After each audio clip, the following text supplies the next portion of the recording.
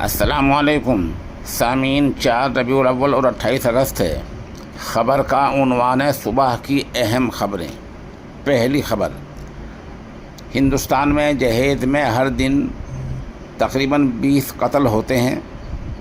गुज़िश्ता 5 सालों के आदाद शुमार इकट्ठे किए जाएं तो 35,000 कत्ल महज जहेज़ की वजह से हो चुके हैं। हालांकि हिंदुस्तान में 1961 से जहेज़ मुखालिफ कानून लागू है।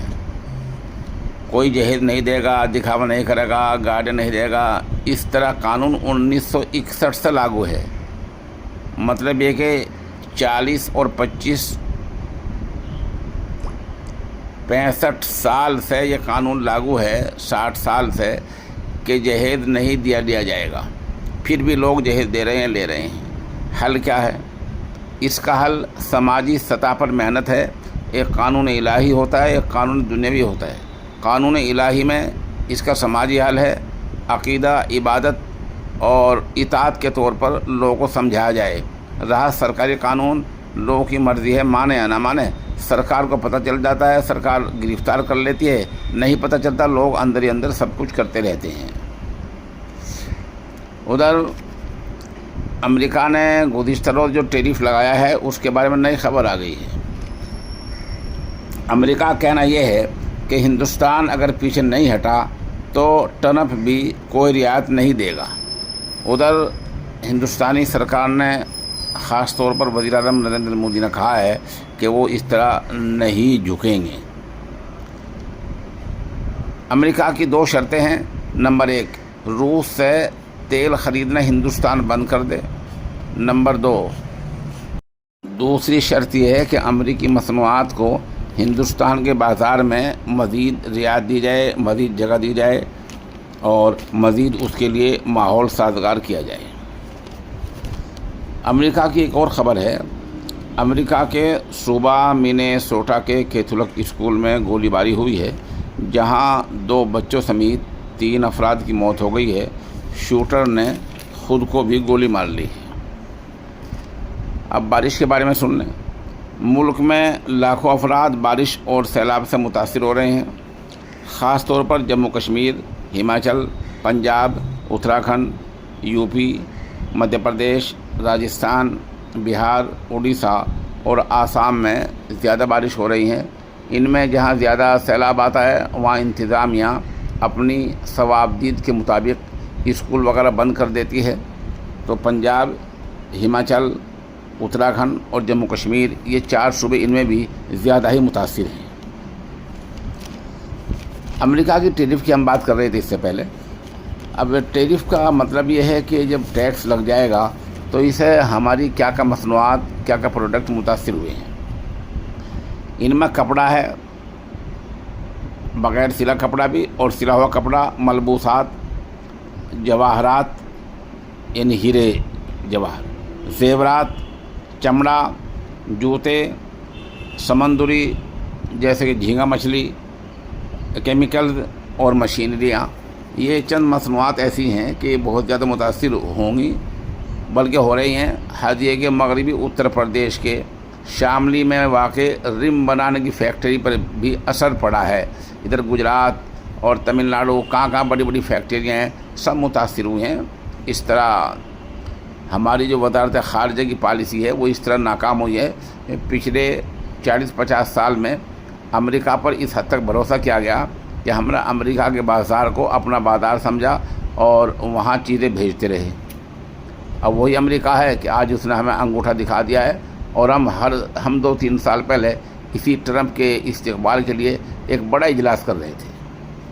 अभी भी हम खुलकर ट्रंप पर तनकीद नहीं कर रहे हैं, बल्कि बच रहे हैं और ये बयान भी दे रहे हैं कि अभी बातचीत के दरवाजे खुले हैं। इधर गज़ा के ताल्लुक़ से अक़वाम मुत्तहिदा में गुज़िश्ता रोज़ सिक्योरिटी काउंसिल की मीटिंग हुई है, जहां अक़वाम मुत्तहिदा ने ऐलान भी किया है, माना है कि इसराइल भूखमरी को भी एक हथियार के तौर पर इस्तेमाल कर रहा है, ताकि गज़ा के लोगों तक ना खाने पीने की चीज़ें जाएंगी, ना सामान जाएगा, वो भूखे मर जाएंगे। इसराइल इसको हथियार के तौर पर इस्तेमाल कर रहा है। इस हालत में भी अमेरिका उसके साथ खड़ा है اور کل پھر امریکہ نے اس کے حق میں ووٹ دیا ہے، اور امریکہ کا جو وہاں نمائندہ ہے اقوام متحدہ میں وہ اس کے حق میں بولا ہے۔ غزہ میں جو کچھ ہو رہا ہے وہ جو سنتے ہیں وہ اس سے کہیں زیادہ ہے۔ جتنے لوگ شہید ہونے کی خبر آتی ہے اس سے کہیں زیادہ شہید ہو رہے ہیں۔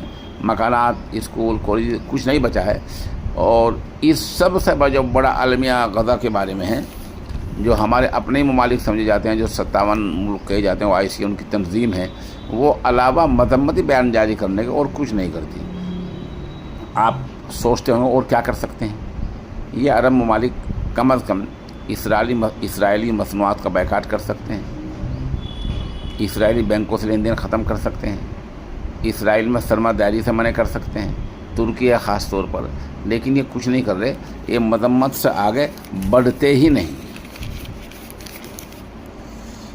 ادھر محکمہ موسمیات نے پیش گوئی کی ہے کہ سال رواں میں اس سال گرمی کے بعد سردی زیادہ ہوگی۔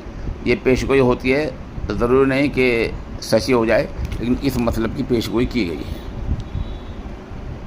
پاکستان کا خبر آئی ہے کہ وہاں جیل میں بند پاکستان کے سابق وزیر اعظم عمران خان نے کہا ہے کہ پاکستان کے آرمی چیف آصف منیر اقتدار کے بھوکے ہیں، وہاں انہی کا سکہ چل رہا ہے، انہی کی بات چل رہی ہے، انہی کی تاناشاہی چل رہی ہے، حکومت کے اختیار میں وہاں کچھ نہیں رہ گیا ہے۔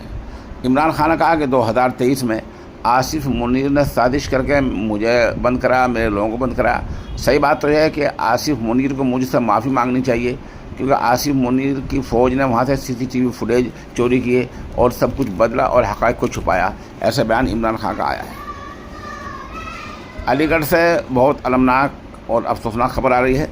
24 دن سے لاپتہ صوفیہ نامی لڑکی اب مل گئی ہے، اور اس نے اپنا مذہب بدل کر گاؤں کے ہی گورو نامی لڑکے کے ساتھ شادی کی بات کہی ہے۔ لڑکی کے والد علی گڑھ کے گاؤں دولت پور کے رہنے والے ہیں۔ پچھلے 10 سال سے وہ علی گڑھ کے ہی گاؤں بھٹولہ میں ایک شخص کے مکان کی رکھوالی کر رہے تھے۔ پولیس کا کہنا ہے کہ وہاں مکان سے ایک سم بھی ملا ہے، اور اس سم میں پایا گیا کہ لڑکی گورو سے بات کرتی تھی۔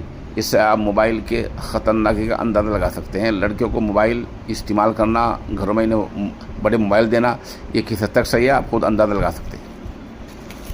پھر وہی ہوا، پولیس لڑکی کو تھانے لے گئی، وہاں اس کے ماں باپ پہنچے، بہن پہنچی، بھائی پہنچے، سب نے خوشامد کی، لیکن لڑکی بالآخر نہیں مانی اور کہا کہ اسے گورو کے ساتھ ہی رہنا ہے۔ آج جمعرات ہے، آج لڑکی کا دفعہ 164 کے تحت عدالت میں بیان ریکارڈ ہوگا، اور اس کے بعد جہاں تک قانونی کارروائی اور ضابطہ خانہ پورا کر کے لڑکی کو گورو کے سپرد کر دیا جائے گا۔